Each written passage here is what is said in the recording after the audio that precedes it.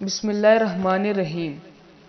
یہاں ہے ظہور اور وہاں ہے نور تیرا، یہاں ہے ظہور اور وہاں ہے نور تیرا، مقام میں بھی تو اور لا مقام میں بھی تو۔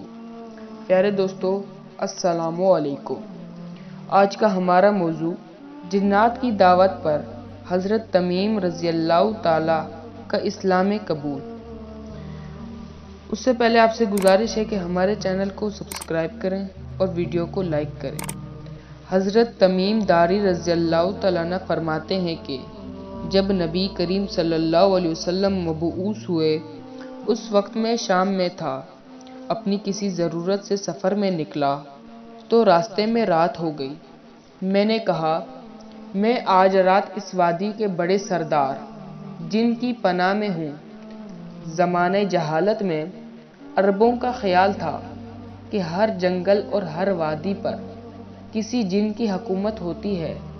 جب میں بستر پر لیٹا تو ایک منادی نے آواز لگائی، وہ مجھے نظر نہیں آ رہا تھا۔ اس نے کہا، تم اللہ کی پناہ مانگو، کیونکہ جنات اللہ کے مقابلے میں کسی کو پناہ نہیں دے سکتے۔ میں نے کہا، اللہ کی قسم، تم کیا کہہ رہے ہو؟ اس نے کہا کہ اللہ کی طرف سے آنے والے رسول صلی اللہ علیہ وسلم ظاہر ہو چکے ہیں۔ ہم نے مکہ میں جنون مقام پر ان کے پیچھے نماز پڑھی ہے اور ہم مسلمان ہو گئے ہیں اور ہم نے اتباع اختیار کر لی ہے، اور اب جنات کے تمام مکر و فریب ختم ہو گئے ہیں۔ اب وہ آسمان پر جانا چاہتے ہیں تو ان کو ستارے مارے جاتے ہیں۔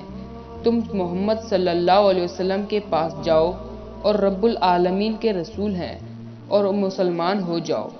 حضرت تمیم رضی اللہ تعالیٰ عنہ کہتے ہیں کہ میں صبح کو دار ایوب بستی میں گیا اور وہاں ایک پادری کو سارا قصہ سنا کر اس سے اس کے بارے میں پوچھا۔ اس نے کہا، جنات نے تمہیں سچ کہا ہے، وہ نبی حشر مکہ میں ظاہر ہوں گے اور ہجرت کر کے حرم مدینہ جائیں گے۔